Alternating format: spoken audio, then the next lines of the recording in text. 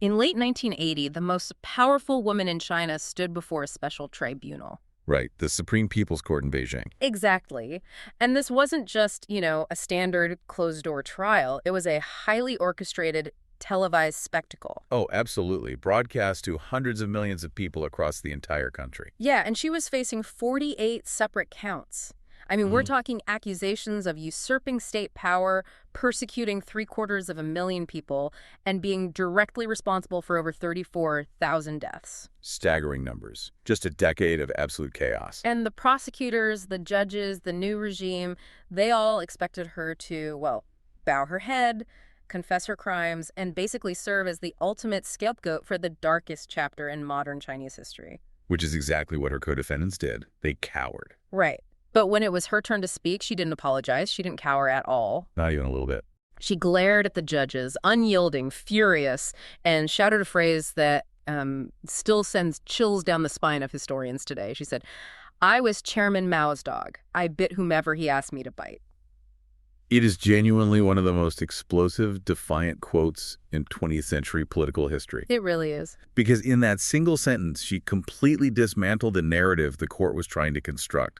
She was looking at the new leadership and basically saying, you cannot execute the weapon without condemning the man who aimed it. Welcome to the deep dive. Today, we have a towering stack of historical materials in front of us for you, and I mean a truly wild, eclectic mix. And it's quite the pile today. We're pulling from deep academic theses on the mechanics of traditional Chinese opera, massive encyclopedic breakdowns of elite political factions, studies on visual culture, and bizarrely enough, the liner notes from a 1990 British post-punk compilation album. It sounds chaotic, I know, but every single one of these sources circles around one incredibly potent focal point.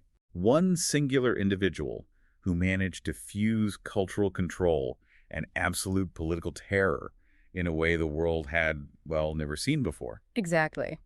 Our mission today is to explore the intersection of art, absolute power, and historical memory.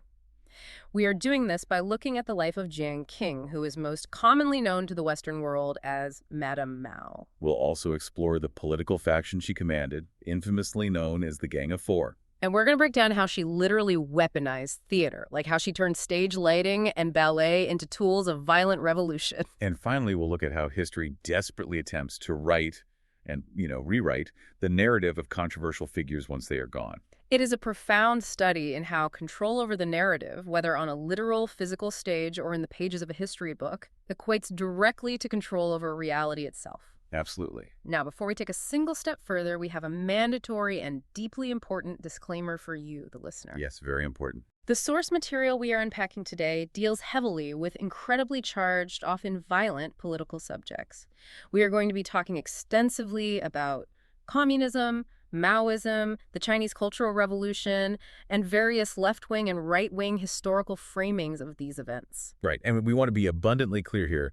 We take absolutely no sides. None whatsoever. We are not endorsing any of the political ideologies, the actions, or the factions described in these sources. We aren't here to champion a cause or condemn an ideology. Our sole goal, our only mission today, is to impartially unpack the fascinating ideas, the historical accounts, and the complex mechanisms of power contained within the material provided to us. We're just looking at the mechanics of history, examining how the engine worked. We're not taking a political stance on it. That is exactly right. And to understand the mechanics of this particular history, to understand how a nation of nearly 1 billion people could be plunged into a decade of theatrical terror, well, we have to start by looking at the raw material of Jiang Qing herself. Because long before she was Madame Mao, long before she was standing in that courtroom, she was a person shaped by profound trauma, extreme poverty, and a desperate need to invent a reality she could actually control. I really want to spend some time on her origin story because it's about as far from absolute untouchable power as you can possibly get. It really is night and day.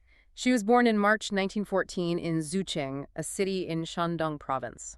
And her given name wasn't Jiang Qing, it was Li Jinhai, which translates roughly to the coming child. And she grew up in an environment that was, by all historical accounts, an absolute nightmare of crushing poverty and violence. Right, the domestic situation was bleak. You have to picture early 20th century China. It is a deeply patriarchal, fragmented society transitioning out of imperial rule into a chaotic Republican era. And her father was a carpenter, right? Yes, and the documentation describes him as a violently abusive alcoholic.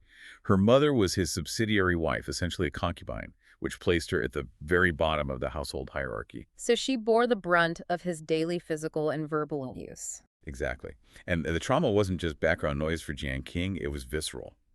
She later recalled a specific incident during the Lantern Festival, where her father went into a rage, attacked her mother, and physically broke her finger. Oh, wow. That's horrifying. That was the breaking point. Under the cover of darkness, her mother took the young girl and fled the house. But, fleeing didn't mean finding safety. It meant stepping into a life of desperate, transient survival. Right. They moved constantly. Jinan, Tianjin, back to Jinan. Her mother ended up working as a domestic servant. And the historical texts we're looking at note that for a single woman on the run in that era, the line between domestic servitude and prostitution was often devastatingly blurred just to secure a roof and food. You can only imagine the psychological toll it takes on a young girl.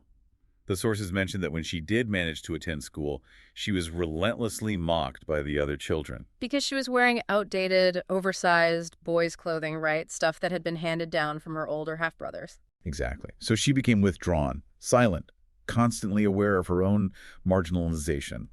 And by the time she was 14, her mother had died, leaving her entirely orphaned.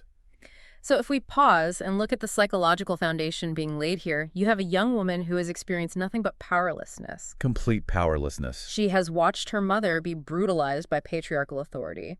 She has felt the sting of extreme class division and social humiliation. And when you are trapped in a reality that is fundamentally hostile to your existence, what do? Right, you look for a way to construct a new reality. Exactly. You look for a stage where you can control the narrative. And for Jiang Qing, that escape hatch was the theater. So at 14, she joins a local underground theater troupe. And this begins a process of total self-invention. She drops her birth name. Eventually, she adopts the stage name Lan Ping, which translates to Blue Apple. It's blunt, it's memorable, it feels modern. Yeah. And by the early 1930s, she makes her way to Shanghai. Now, I want to set the scene for Shanghai in the 1930s, because it wasn't just another city. It's not at all. Shanghai in the 1930s was known as the Paris of the East. It was this dizzying, cosmopolitan, chaotic hub. You had foreign concessions, areas controlled by the British, the French, the Americans, sitting right next to areas of crushing Chinese poverty. It was a city of jazz clubs, neon lights, silent movies, and deeply radical politics. The left-wing artists and the right-wing nationalist government, the Kuomintang, were operating in the same crowded streets, often violently clashing. So Lan Ping arrives in this incredibly volatile environment, and she throws herself into acting. But she doesn't just want to be a starlet. No, the roles she gravitates toward are fascinating because they seem to mirror her own internal rebellion. The defining moment really comes in 1935, right? When she lands a major role in a Chinese production of Henrik Ibsen's play, A Doll's House. She plays the lead character, Nora.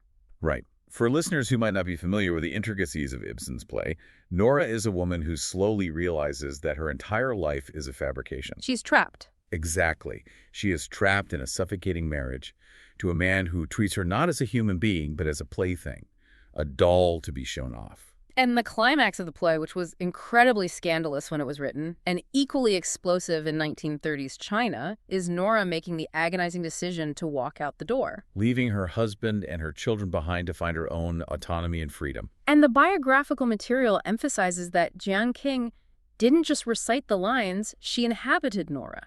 She became her. Yeah, she was acting out this fierce feminist rebellion on stage, shouting across the footlights as if she were speaking directly to her abusive father, to the men who had mistreated her mother, to a society that viewed women as property. But her offstage life was proving just as dramatic and, honestly, significantly more destructive. She had already been through a brief, failed marriage. Right. Then, in Shanghai, she gets involved with a prominent film critic named Tang Na. They even married in a highly publicized collective ceremony under the sweeping arches of a famous tower. But the relationship is incredibly volatile. Very. She ends up leaving him, traveling to Tianjin to secretly meet up with an ex-lover named Yu Qiwei, who crucially happened to be an underground communist operative. And Tang Na doesn't just let her go. He attempts suicide. Twice. Over her leaving him. The Shanghai tabloids absolutely devour this. She is suddenly headline news, not for her acting, but for her scandalous, messy love life. Her reputation in the polite bourgeois society of Shanghai is essentially ruined. This is a crucial pivot point. Her career is stalling out amidst the scandal. But something much larger is happening outside the theater. In 1937, the Marco Polo Bridge incident occurs. Let's pause and explain that because it's a massive geopolitical event that changes her trajectory entirely. What exactly was the Marco Polo Bridge incident? It was a skirmish between the Republic of China's National Revolutionary Army and the Imperial Japanese Army near Beijing. But practically, it was the spark that ignited the Second Sino-Japanese War. It marked the beginning of Japan's full-scale, brutal invasion of China. Exactly. Suddenly, the artistic debates in the Shanghai cafes didn't matter anymore. The country was fighting for its survival. And for young, radicalized left-wing activists, there was one place calling out to them as the beacon of anti-imperialist resistance, right? The communist base in Yan'an. So with the Japanese advancing and her acting career in shambles, Lan Ping leaves the neon lights of Shanghai behind.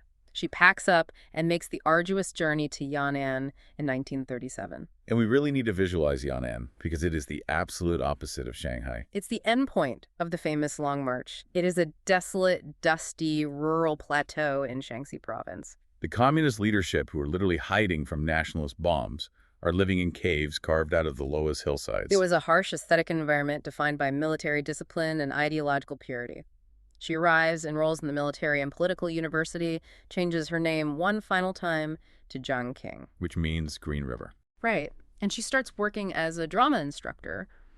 And it is in this dusty subterranean world that she catches the eye of the man who is rapidly consolidating control over the entire communist movement. Mao Zedong. Mao was in his mid-40s. She was in her early 20s. They begin a romance. But there is a massive problem. Mao is already married. His wife is Yexin, a revered veteran of the grueling Long March who had sustained multiple shrapnel injuries protecting him. But she eventually leaves Yan'an for the Soviet Union for medical treatment, right? Yes, and Mao moves Jiang Qing into his cave. And the senior leadership of the Communist Party absolutely loses their minds. They were outraged. You have to look at this from the perspective of the Politburo, the top decision-making body of the party.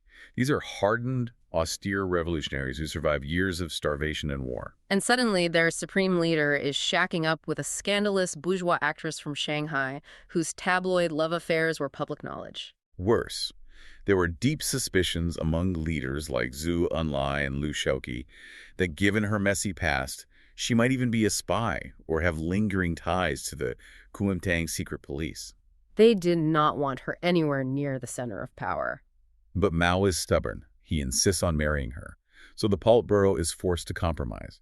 They agree to recognize the marriage in 1938, but they impose 3 incredibly strict, legally binding conditions on Jiang Qing. And when I read these conditions in the sources, I was floored. They are essentially a political quarantine. Exactly. Let me break them down. Condition 1. Because Mao was not formally divorced from Yexin, Jiang Qing was strictly prohibited from ever publicly assuming the title of Mao's wife. She could not appear as the First Lady. Right. Condition 2. She was tasked solely with caring for Mao's daily life, his health, and his domestic needs. And then condition 3. This is the big one. She was barred from holding any party positions, interfering in any personnel matters, or participating in any public political activities for 20 years. 20 years of mandated, enforced political silence. I am trying to wrap my head around the psychology of this. Think about what we just discussed. You take a woman whose entire survival strategy since childhood was self-expression. Yes. A woman who changed her name to Blue Apple to demand attention. A woman who poured her soul into playing Nora, screaming about patriarchal confinement. And these men in a cave tell her, "You are now invisible. You are a housewife. You will not speak for 2 decades." It's a complete erasure. It feels like a political prenup designed to completely erase her identity. Was this forced suppression exactly what created the monster? Like, by compressing this deeply ambitious woman into a tiny box, did the Politburo inadvertently build a pressure cooker that would eventually explode and destroy them? It is impossible to read the history and not come to that exact conclusion. The psychological toll of that confinement was immense. For the first decade, she mostly complied. She lived in the shadows. She gave birth to a daughter, Lin. But the resentment was a slow, toxic burn. As the communists won the Civil War in 1949 and moved into the palaces of Beijing, her situation ironically worsened. She suffered from severe chronic health issues, cervical cancer, liver complications, which required her to be sent to Moscow multiple times in the 1950s for extended medical treatment. So she's sick, she's isolated, and she's politically gagged. And to make matters worse, she has to sit back and watch other women step into the spotlight. Yes, the sources mentioned she was intensely, bitterly jealous of Wang Guangmai. Wang was the wife of Liu Shaoqi, who had risen to become the president of the People's Republic of China, right? Exactly. Wang was sophisticated, she spoke multiple languages, and she was traveling internationally, wearing elegant tapao dresses, being celebrated globally as China's glamorous first lady. While Jiang Qing, the former actress who craved the spotlight, was relegated to a sickly, invisible existence behind the high red walls of the leadership compound. But as the 1950s bled into the 1960s, the political tectonic plates beneath China began to violently shift. And this shift had everything to do with Mao Zedong's own faltering grip on power. Right. We need to explain the Great Leap Forward, because without it, Jiang Qing never gets her opening. What was the Great Leap Forward, and why did it change Mao's status? The Great Leap Forward, launched by Mao in 1958, was an incredibly radical, disastrous campaign to rapidly transform China from an agrarian economy into an industrialized communist society in just a few years. People were forced into massive agricultural communes. They were ordered to melt down their farming tools in backyard furnaces to produce steel. It was a catastrophic failure of central planning that resulted in the worst man-made famine in human history. Tens of millions of people starved to death. And because of this unimaginable disaster, Mao loses face. He is politically weakened. Pragmatic leaders within the party, specifically President Liu Shaoqi and a rising official named Deng Xiaoping, step in to fix the economy. They sideline Mao, turning him into a sort of figurehead, a god on a pedestal but stripped of day-to-day operational power. And Mao hated being on the pedestal. He grew intensely paranoid.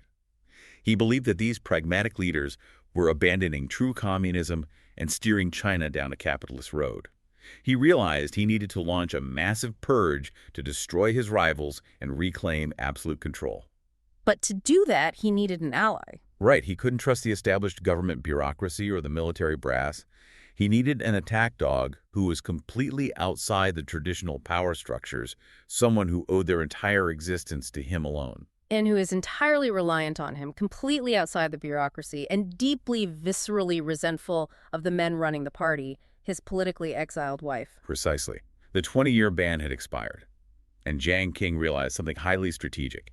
Because she had been banned from traditional politics, she had zero allies in the military. She had no base of power in the economic ministries. So what was left?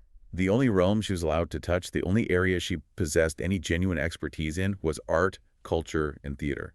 If she was going to claw her way to power and exact her revenge, she had to conquer the stage. Which brings us to one of the most surreal and terrifying chapters in our deep dive, the literal weaponization of theater. It really is wild. Starting in the early 1960s, she begins a systematic, obsessive review of traditional Chinese arts. She sits in theaters and watches over 1,000 traditional Peking operas. And when she is done, she issues a verdict. She bans almost all of them. To understand why, you have to understand what traditional Peking opera is. It is an ancient, highly stylized art form. It features elaborate silk costumes, painted faces, acrobatic combat, and falsetto singing. And the narratives almost exclusively revolved around the imperial court. Exactly. There were stories of emperors, scholars, noble generals, and beautiful concubines. And from a hardline Marxist perspective, Jiang Qing argues that these plays are toxic. She says they are glorifying ox demons and snake spirits. They are celebrating the feudal past, romanticizing the wealthy landowning class, and reinforcing patriarchal submission. She tells Mao that the theater is being used to subtly brainwash the masses against the revolution. She believed that art is never, ever neutral, right? Right. It is either a weapon serving the bourgeoisie to maintain their dominance, or it is a weapon serving the proletariat to achieve liberation. There is no middle ground. So, by leveraging Mao's backing, she begins systematically dismantling the Ministry of Culture. She intimidates directors, cuts funding to traditional troops, and forces artists to undergo ideological retraining. But if you ban 1,000 years of cultural history, Yep. you have a massive vacuum. What fills it? She champions the creation of the Yang Banxi, the 8 revolutionary model operas. Now, these weren't just suggestions. Right. For a country approaching 1 billion people, these 8 works, which included 5 operas, 2 ballets, and 1 symphony, became the absolute, definitive, and essentially only permissible forms of cultural consumption for an entire decade. It is a level of centralized cultural monopoly that is genuinely hard to fathom today. Imagine turning on the radio, going to the cinema, or visiting a theater, and for 10 years you only ever see variations of the exact same 8 stories. And the content of these stories completely inverted the traditional hierarchy.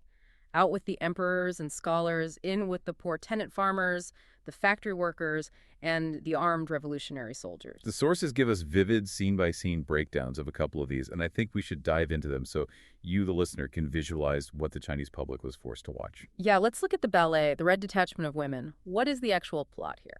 It is entirely driven by violent class struggle. It follows a young peasant girl named Wu Kanghua. She is living in extreme poverty on Hainan Island and is brutally tortured and kept in chains as a slave by an evil, wealthy landlord named Nan Bashin. Okay. She eventually escapes the dungeon and is found near death by a Communist Party representative. He introduces her to the Red Detachment, which is an all-female armed communist militia. And the ballet is visually striking. You have women in pointed shoes, dancing classical ballet, but they're wearing military fatigues, wielding rifles, and practicing bayonet charges on stage. Exactly. The narrative arc shows Kanghua transforming from a passive, weeping victim into a hardened, ideologically pure, armed revolutionary. And the climax of the ballet is critical, isn't it? It isn't a romantic union or a peaceful resolution. The climax is the violent overthrow of the landlord's estate and the execution of the evil landlord, Nan Bashin. The female ideal on stage was completely redefined from the submissive, delicate concubine of the old operas into a militant, violent enforcer of state ideology. And it was so ubiquitous that when U.S. President Richard Nixon made his historic ice-breaking visit to China in 1972, this was the exact ballet they made him watch. Yes. Nixon, sitting next to Jiang Qing, actually turned to her and asked who the composer and director were, and she just coldly replied, "Created by the masses." Which was a total calculated lie. These works were not organically created by the masses. They were meticulously, obsessively engineered under Jiang Qing's terrifying micromanagement. She would sit in rehearsals for days. Screaming at dancers over the exact angle of a bayonet thrust or the precise shade of red on a flag. Let's look at another one, because the trauma in these stories is so heavy. The white-haired girl. This one leans heavily into melodrama. It tells the story of a poor tenant farmer who cannot pay his exorbitant debts to a despotic, greedy landlord. As payment, the landlord forcefully seizes the farmer's young daughter, Sheer. And the father is so overwhelmed by grief and powerlessness that he drinks poison and dies. Right. Sheer is dragged away to the landlord's manor where she is abused and raped. But she manages to escape. She flees deep into the treacherous mountains and hides in a cave, and she lives there for years, surviving on wild berries and roots, completely devoid of sunlight and salt. Her life is so miserable, the trauma is so deep that her hair turns completely stark white. The local villagers who occasionally see her in the woods think she's a ghost. Eventually, her former fiancé, who had left the village to join the Communist Red Army, returns. He finds her in the cave, they reunite, and the Red Army mobilizes the peasants to violently overthrow the landlord. It is a potent, emotionally manipulative narrative. The unspeakable trauma inflicted by the wealthy class can only be avenged by the violent intervention of the communist state. Now, to make sure these operas worked as perfect, infallible propaganda machines, Jiang Qing didn't just control the script. She enforced a set of incredibly rigid artistic rules. The most famous of these was known as the 3 prominences theory. How did this actually dictate what happened on stage? The 3 prominences was her way of utilizing classical dramatic techniques, but completely rewiring them to serve socialist ideology. How so? The rule dictated that in any given scene, the director must first highlight the positive characters over the negative ones. Second, among the positive characters, you must highlight the heroic characters. And third, among the heroic characters, you must absolutely highlight the central, supreme heroic character. So the hero could never show weakness, doubt, or moral ambiguity. Exactly. And it wasn't just in the acting, it was physically enforced through the stagecraft. The sources break down the lighting and positioning rules, and it is fascinating. The heroic revolutionary characters always had to be positioned dead center of the stage. They had to be bathed in warm, bright pink or red spotlights, making their faces literally glow with revolutionary fervor. While the villains, the landlords and capitalists, were shoved to the dark margins of the stage, they were forced to strike ugly, cowering poses and were lit with sickly, dim blue or green light to make them look like corpses. Even the music was subject to her ideological mandates. Jiang Qing famously argued that traditional Chinese instruments, like the erhu, were too melancholic and weak to convey the towering heroism of the modern communist soldier. So she ordered a bizarre hybrid. Blending traditional Chinese percussion with massive, full Western symphonic orchestration, sections of violins, blaring brass, deep cellos, it was designed to overwhelm the senses. I want to test an analogy here. Looking at the three prominences, the strict color coding of good versus evil with pink and blue lights, the massive orchestral scores designed to swell your heart, the completely black and white moral universe. Yeah. Did Jiang Qing essentially create a highly controlled, mass-consumed Marvel cinematic universe for the Chinese Communist Party? It feels like a rigid formula designed to incite very specific, engineered emotions, intense, worshipful love for the heroes, and deep, visceral hatred for the villains. That is an incredibly apt analogy. Like a modern cinematic universe, it was a closed, inescapable ecosystem of storytelling. It was ubiquitous, highly produced, and allowed for absolutely no moral gray areas. The heroes were perfectly good, the villains were irredeemably evil. Xing Liu, a scholar of communications referenced in our materials, explicitly notes that hatred permeates every single model opera. The underlying repetitive message drilled into the audience's head is that the designated class enemies must be violently, physically eliminated in order for a new utopian society to be born. And here is the terrifying part. When these 8 operas are the only things playing on the radio, the only films in the cinema, the only plays in the village squares, year after year, if you control the narrative on the stage that tightly, you eventually begin controlling the narrative of reality itself. People leave the theater and start viewing their own neighbors, their teachers, their coworkers through the lens of those pink and blue spotlights. Who is the hero? Who is the hidden villain? Exactly. She was priming the psychological pump of the nation. But to execute this ideological script on a national scale, to move the violence from the stage into the streets, Jiang Qing couldn't just stay in the theater. She needed an ensemble cast of enforcers in the real world. She needed a political faction to direct the chaos. And that brings us to the group that would become synonymous with the darkest days of the Cultural Revolution. The Gang of Four. Yes, the Gang of Four. They consisted of Jiang Qing as the undisputed leading figure, along with 3 close radical associates who all hailed from Shanghai. Zhang Chengqiu, Yao Wenyuan, and Wang Hongwen. The Shanghai connection is vital. Remember, that's where Jiang Qing started as an actress. It was a city of radical left-wing intellectuals. So Mao needs to launch his purge. He needs to bypass the government in Beijing. How did Jiang Qing and this Shanghai clique actually ignite a nationwide revolution? Well, I'm looking at the timeline, and it starts with a theater review. Wait, I'm genuinely lost here. How does a bad review of a play spark a decade-long violent revolution? That seems like a massive leap. it sounds absurd until you break down the mechanics of how coded political communication worked in Maoist China. Think of the Chinese political apparatus at the time not as a government, but as a highly sensitive, paranoid nervous system. Okay. In November 1965, Yao Wenyuan, who was a sharp, vitriolic literary critic, published a massive article fiercely criticizing a relatively obscure play called Hai Rui Dismissed from Office. What was the play actually about? It was written by a historian who was also the deputy mayor of Beijing. The play was set in the Ming Dynasty. It ostensibly told the story of Hai Rui, a righteous, honest official who speaks truth to a tyrannical emperor, begging him to stop confiscating land from the peasants. And the emperor gets angry and fires Hai Rui. It seems like standard historical drama. But Yao Wenyuan, acting on direct, secret orders from Jiang Qing and Mao, writes an article claiming this play isn't about the Ming Dynasty at all. Exactly. Yao argues that the play is a treasonous, thinly veiled allegory. He claims the tyrannical emperor is a stand-in for Chairman Mao, and the righteous official Hai Rui is a stand-in for Peng Dehuai. The Peng was a highly respected military general who had bravely criticized Mao's catastrophic Great Leap Forward and had been purged by Mao a few years earlier. So the review is essentially accusing the author, and by extension the entire Beijing municipal government that protected him, of secretly supporting a purged general and attacking Chairman Mao. The article is printed in major Shanghai newspapers, and then Mao forces it to be reprinted nationwide. It acts as a flare shot into the sky. It signals to the radical left that the purge has begun. That theater review is widely cited by historians as the spark that blew the powder keg.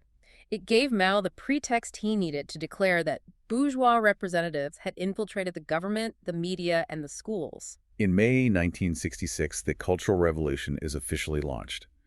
Mao takes the unprecedented step of shutting down the nation's schools and universities. He calls upon the youth, who become the Red Guards, to rebel against authority and smash the four olds: old customs, old culture, old habits, and old ideas. We really need to explain the mechanics of the Red Guards because it's terrifying. You have millions of teenagers and young adults suddenly freed from school, given absolute moral permission by their godlike leader to destroy the establishment. They fan out across the country. They destroy temples, burn books, raid homes, and drag local officials, teachers, and intellectuals into the streets. And as this chaos paralyzes the traditional government, the Gang of Four rises to the very pinnacle of power.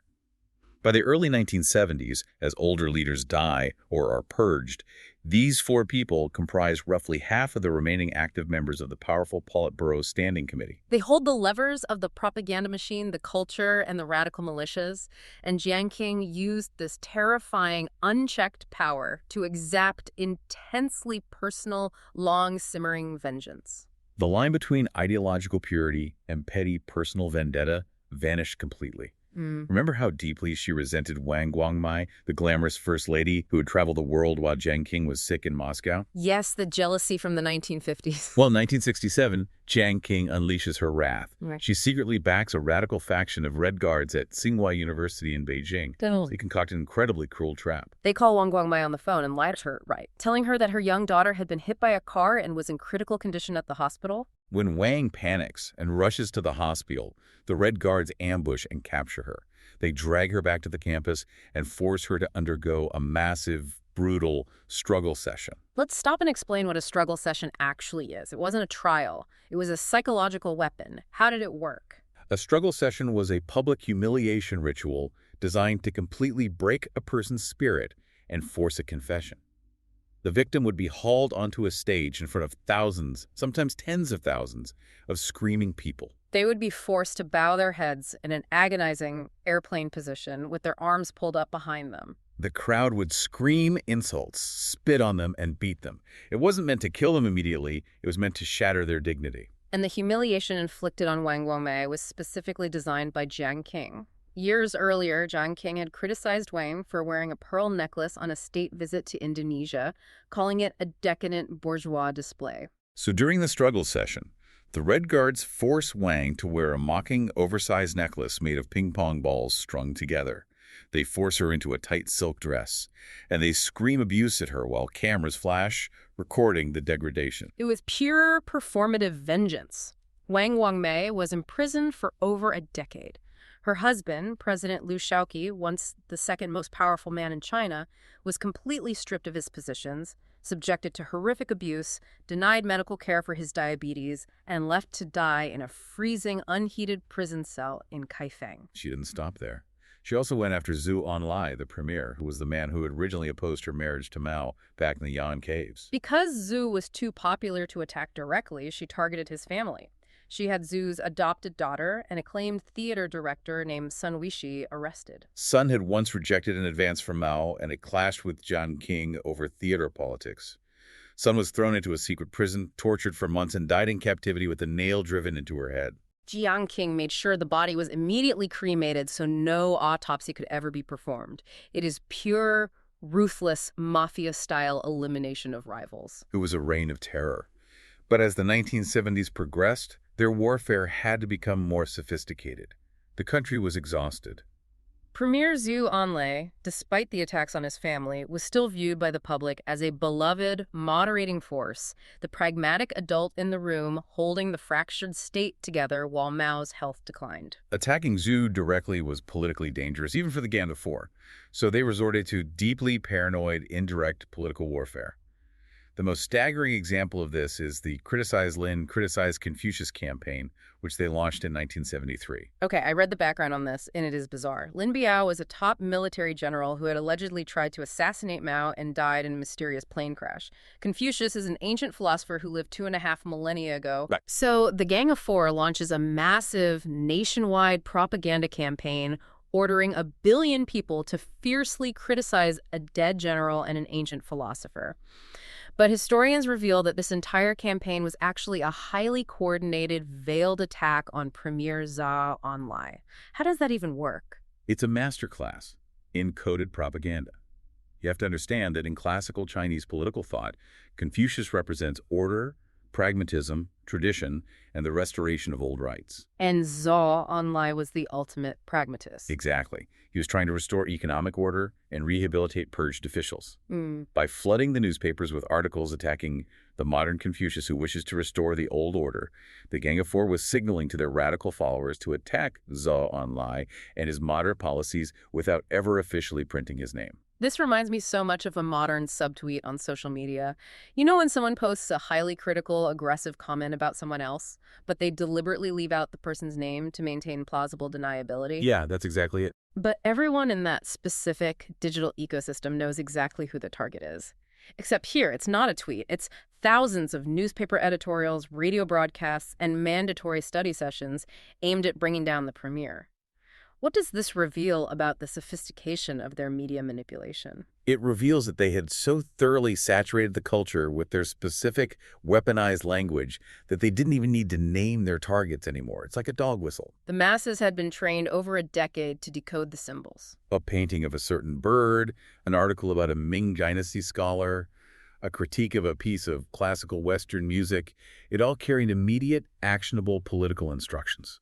They had turned the entire nation's media apparatus into a coded script for purging their enemies. But the public was catching on, and they were sick of it. When Zhou Enlai finally dies of cancer in January 1976, Jiang Qing's paranoia and pettiness reach a breaking point. She actually initiates the Five No's campaign, which strictly limits public mourning, no wearing black armbands, no presenting wreaths, no memorial ceremonies. She is terrified of a dead man's popularity. And this is where she fatally overplays her hand. The Chinese public was exhausted by 10 years of constant violence, endless ideological campaigns, and severe economic stagnation. In April 1976, during the Qingming Festival, the traditional day for mourning the dead, massive organic crowds gather in Tiananmen Square. Hundreds of thousands of people show up to lay wreaths and poems honoring Zhou Enlai. And many of those poems contain thinly veiled, vicious attacks on Jiang Qing. When the radical authorities send in the police to clear the wreaths, a riot breaks out. The public anger is palpable. The spell of fear is breaking. But Jiang Qing's reign of terror, her ability to command the stage, was entirely dependent on one very fragile, fading thing, the beating heart of an aging Chairman Mao. And on September 9, 1976, Chairman Mao dies. The ultimate curtain falls. The God protecting her is gone. The weeks following Mao's death are some of the most tense, precarious moments in modern Chinese history. The power vacuum is immense. Jiang Qing and the Gang of Four desperately maneuver to seize supreme control. They attempt to distribute weapons to their radical militias in Shanghai. They tried to get their allies in the Politburo to officially expel her remaining moderate rivals, most notably the resilient Deng Xiaoping. But Mao had thrown a wrench in her plans before he died. He hadn't named her or any of the gang as his successor. He had designated a relatively obscure compromise candidate named Hua Gufeng. And Hua possessed a little handwritten note from Mao that simply said, "With you in charge, I'm at ease." That scrap of paper was his entire mandate to rule. And Hua Gufeng, despite being a compromise figure, wasn't foolish. He recognized that the Gang of Four was moving to depose him. If he didn't act, he would be the next one in a struggle session. So he quietly aligns with the top military commanders and the surviving party elders who have absolutely had enough of the radical chaos. Together, they plan a preemptive strike. On October 6, 1976, less than a month after Mao's death, they execute a perfectly planned, bloodless coup. It was almost anticlimactic in its brutal efficiency. Walk me through the physical mechanics of this coup. Because it wasn't a military battle in the streets, it happened in the shadows. How did it actually go down? The key player was Wang Dongxing, the head of Unit 8341, which was the elite bodyguard unit responsible for protecting the top leaders. Wang had previously been allied with the radicals, so the Gang of Four trusted him. Okay, so they didn't suspect him. Not at all. Hua Gufeng calls an emergency late-night session of the Politburo Standing Committee to be held at the Great Hall of the People, ostensibly to discuss the publication of Mao's collected works. It's a trap. A perfect trap. As Zhang Chongqiao and Wang Hongwen arrive at the Great Hall, they walk through the swinging doors into the lobby. They are immediately separated from their guards, apprehended by Wang Dongxing's elite troops, and handcuffed. Simultaneously, a special military detachment goes to Jiang Qing's residence in the leadership compound. They find her in her pajamas, reading. They read her the arrest warrant and take her away quietly. Down in Shanghai, the gang's key supporters are summoned to Beijing for a meeting and arrested the moment they step off the train. Without a single drop of bloodshed in the capital, the Gang of Four's reign was over. Just like that, the curtain drops, and the country rejoices. The historical accounts note that when the news finally broke a couple of weeks later, millions of people poured into the streets. They were buying liquor, setting off firecrackers, eating crabs, specifically buying 3 male crabs and 1 female crab to symbolize boiling the Gang of Four. The relief was intoxicating. But the new regime, led by Hua Gufeng, and soon dominated by the returning Deng Xiaoping, doesn't just want them in prison. They want to institutionalize her downfall. They want to rewrite the script of the nation. Which brings us fast forward to late 1980 to the event we started this deep dive with, the show trial of the century. And this trial is vital to understand because it is an exercise in transitional justice. The government puts Jiang Qing, the other members of the gang, and surviving members of Lin Biao's military clique on trial before the Supreme People's Court. But they don't do it in secret. They broadcast it on television daily to an audience of hundreds of millions. It was a highly orchestrated media event. They brought in hundreds of carefully selected observers, including the families of the victims who had been tortured and killed during the Cultural Revolution. They read the indictment. 48 counts, usurping state power, framing state leaders, persecuting 750,000 people, and as we mentioned, her co-defendants, like Yao Wenyuan and Wang Hongwen, broke. They confessed. They expressed repentance. They played the role the state required of them. But Jiang Qing refused to play the role. She was incredibly, stubbornly defiant. When they brought out witnesses to testify against her, she interrupted them. She called the judges fascists. She shouted revolutionary slogans about class struggle. She burst into tears of rage. She refused defense lawyers and represented herself. And her entire defense strategy, her entire posture in that courtroom was built on one unshakable, historically devastating premise. She never acted alone. Everything she did, every purge she organized, every opera she banned, was done with the approval and often the direct instruction of Chairman Mao Zedong. Which brings us back to that chilling quote. I was Chairman Mao's dog. I bit whomever he asked me to bite. Why was that specific phrase so dangerous to the judges sitting in that room? Because it cut straight to the absolute core of the Communist Party's existential dilemma at that moment. The new regime, guided by Deng Xiaoping, desperately wanted to move the country away from radical class struggle and toward economic reform, modernization, and global trade. To do that, they had to unequivocally repudiate the chaos, the poverty, and the violence of the Cultural Revolution. However, they could not completely destroy the legacy of Mao Zedong. Mao's legacy, his image, his mythology, was the foundational bedrock of the Communist Party's entire right to rule. If Mao was an illegitimate monster, then the party itself was illegitimate. So they have a massive political math problem. How do you condemn the last 10 years of the founder's rule, the violence that touched almost every family in China, without condemning the founder himself? You find a scapegoat. The official narrative they meticulously constructed, which was officially codified in a historic 1981 party resolution on party history, was a delicate balancing act. They declared that Mao made grave errors in his later years, but he was ultimately a great Marxist whose contributions outweighed his mistakes. However, Jiang Qing and the Gang of Four didn't make errors. They committed heinous counter-revolutionary crimes. The state cleanly separated Mao the man from the radical, violent actions carried out in his name. So Jiang Qing's quote, I was Mao's dog, was her furiously rejecting that separation. She was telling the court and the millions watching on TV that they were cowards, that you cannot condemn the bite without condemning the master who held the leash. She was exposing the hypocrisy of the trial. Exactly. And she was sentenced to death with a 2-year reprieve, which was later commuted to life in prison. I have to push back here on the dark irony of this entire televised trial. For a decade, Jiang Qing subjected her political enemies, like Wang Guangmei, to humiliating, highly public struggle sessions designed to destroy their reputations in front of the masses. Yes. Isn't this televised trial, with the daily broadcasts, the carefully selected audience of victims, the orchestrated outrage, isn't this just the new regime using her exact own theatrical tactics to write her out of the script forever? That is an incredibly perceptive observation, and many political historians make that exact point. Yes, it was an attempt at transitional justice, and it didn't involve physical beatings, but it utilized the familiar aesthetics of the political theater she herself had perfected.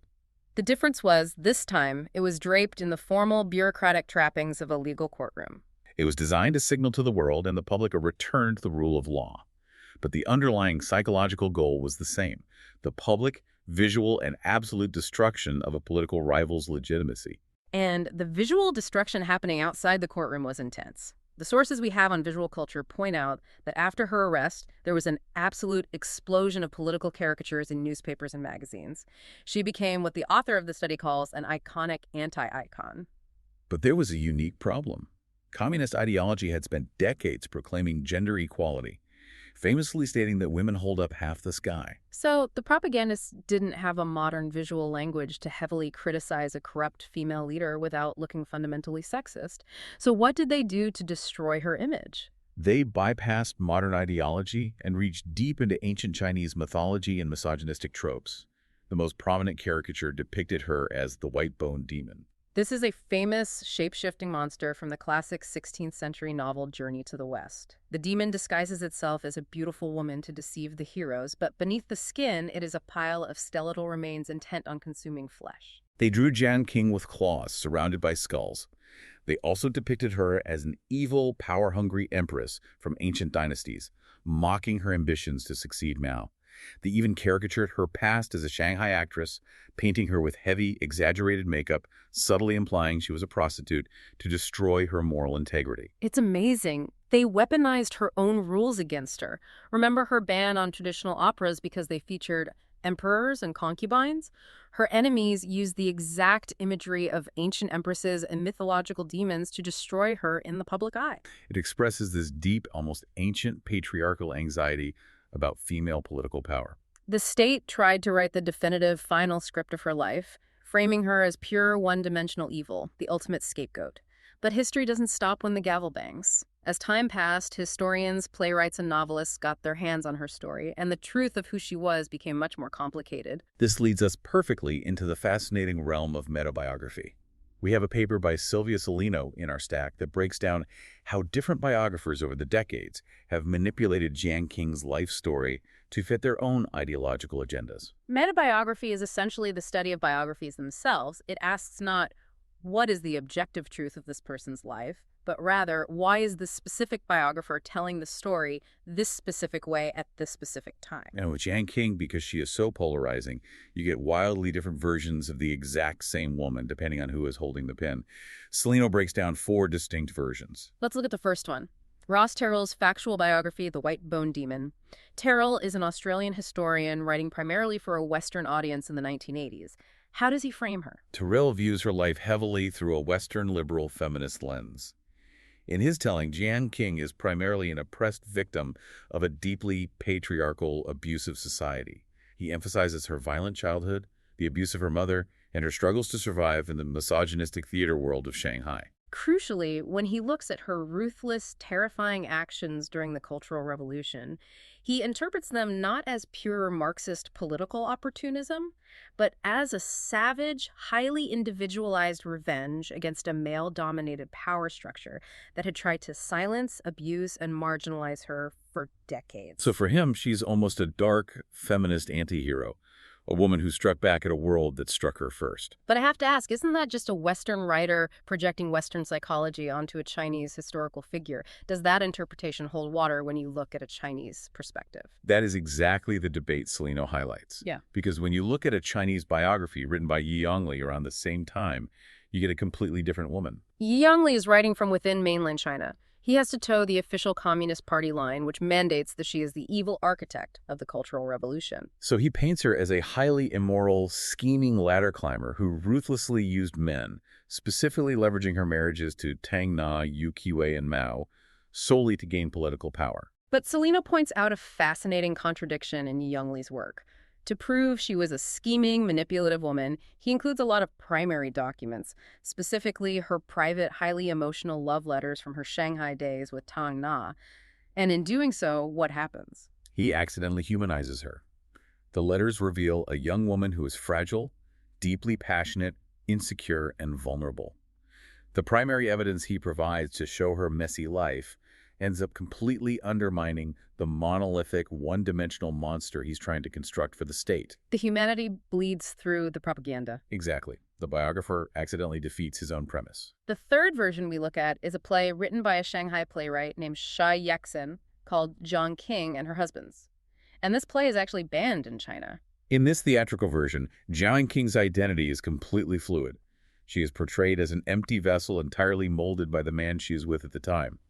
In Shanghai, with her liberal critic husband, she is a free-spirited artist. In Yan'an, married to Mao, she becomes authoritarian, paranoid, and completely subservient to his will. And that fluidity is exactly why the play is banned.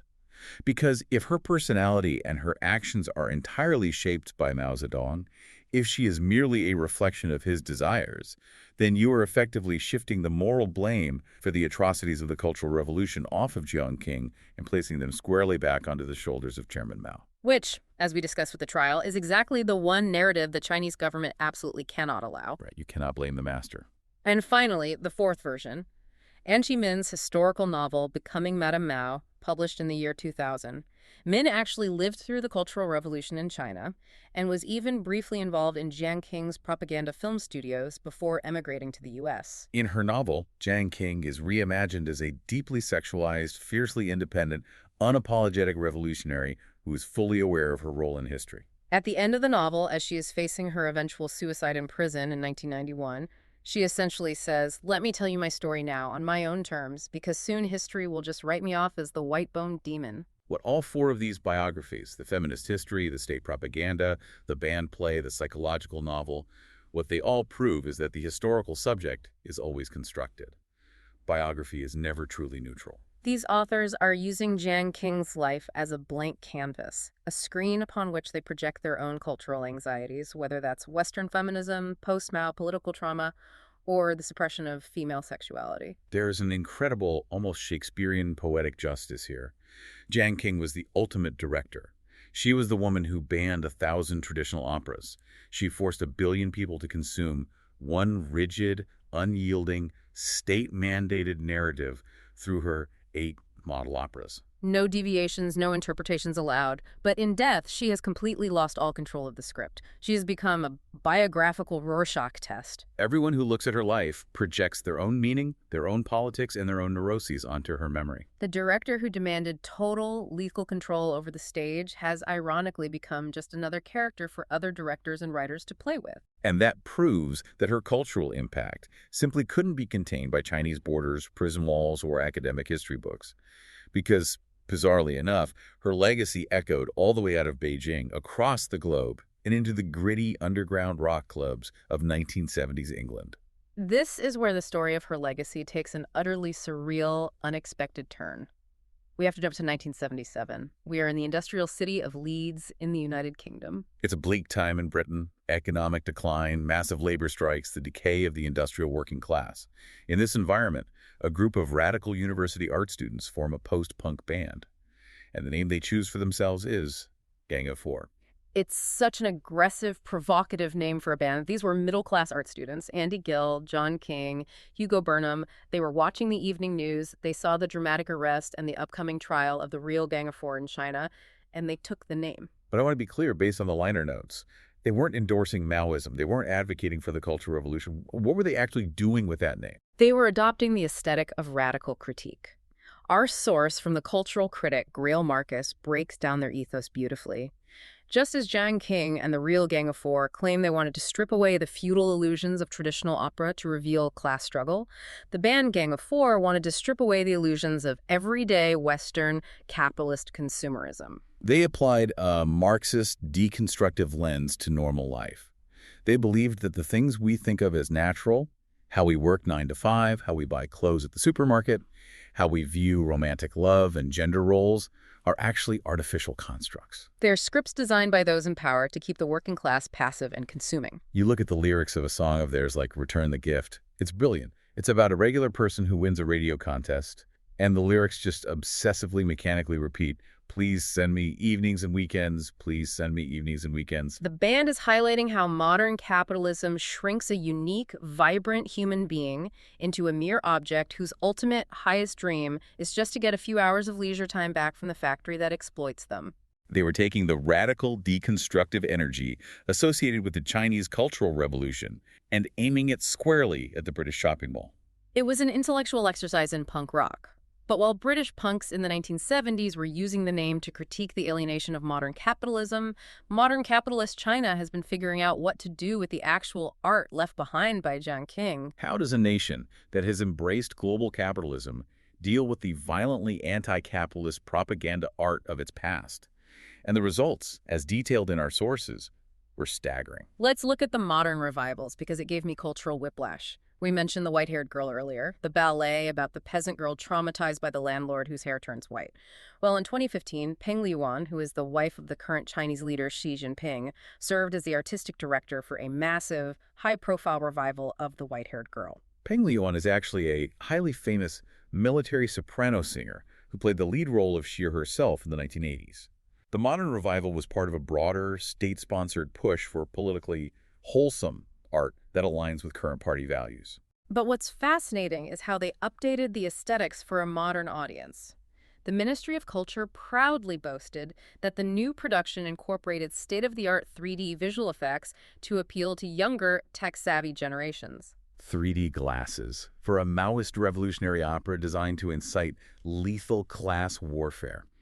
And it gets even crazier. The sources detail the massive rise of red tourism in China. People travel to places like Yan'an, the dusty caves where Mao and Jiang Qing lived in the 1930s. But it's not a solemn historical tour. Today, tourists go there to watch massive, high-budget, immersive spectacles. Actors dressed in Red Army military fatigues literally fly over the audience's heads on hidden trapeze wires, doing acrobatic flips while fake snow falls from the ceiling, belting out communist ideology through stadium sound systems. And perhaps the most absurd, surreal example in the entire stack of sources. A Chinese theater director recently staged a theatrical adaptation of Karl Marx's Das Kapital. Das Kapital is a dense, multi-volume, 19th century academic critique of political economy. And it was adapted into a stage show featuring singing, dancing, and elements borrowed directly from Broadway musicals and Las Vegas extravaganzas. I am in sheer disbelief. You have Marxist British punks in the 70s using the Gang of Four name to scream about the horrors of consumerism. And today, you have modern, hyper-capitalist China using 3D glasses, trapeze wires, and Las Vegas theatrical flair to sell communist model operas to tourists buying tickets and souvenirs. What does this tell us? Does this prove that given enough time, all revolutionary, dangerous art inevitably gets sanitized into kitsch or pop culture? I think it proves something profound about the nature of spectacle. It proves that spectacle ultimately neutralizes ideology. When you take the aesthetic forms of a violent historical revolution and package them as slick entertainment, whether it's a punk rock t-shirt sold at a mall or a 3D ballet sponsored by the state, you detach the image from its original dangerous context. The model operas were originally designed by Jiang Qing to incite literal, lethal class warfare in the streets. Today, they are nostalgic tourist attractions.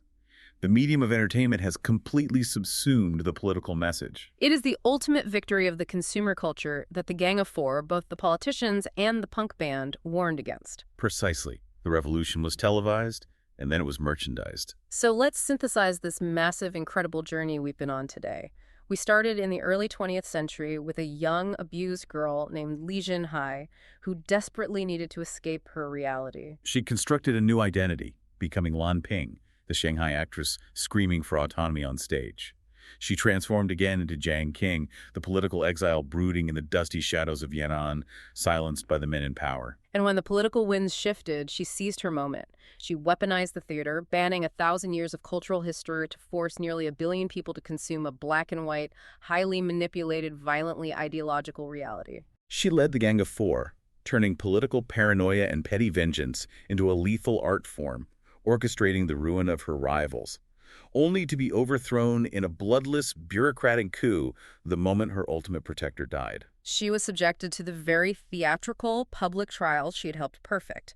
And in death, she morphed from a human being into a mythological demon, a post-punk namesake, and a biographical Rorschach test, a blank screen for historians and novelists to project their own agendas onto forever. It is a terrifying testament to how easily history, memory, and art can be manipulated by those in power to control reality. Which brings me to a final lingering thought for you, the listener, to mull over long after this deep dive ends. We look back at Jiang Qing, at the Cultural Revolution, and we are horrified by the idea of a government strictly controlling the 8 model operas that 1 billion people were allowed to consume. It seems dystopian, a relic of a totalitarian past. But look at our own world today. Exactly. Look at the opaque proprietary algorithms that curate your social media feeds, deciding exactly what information you see and what is hidden.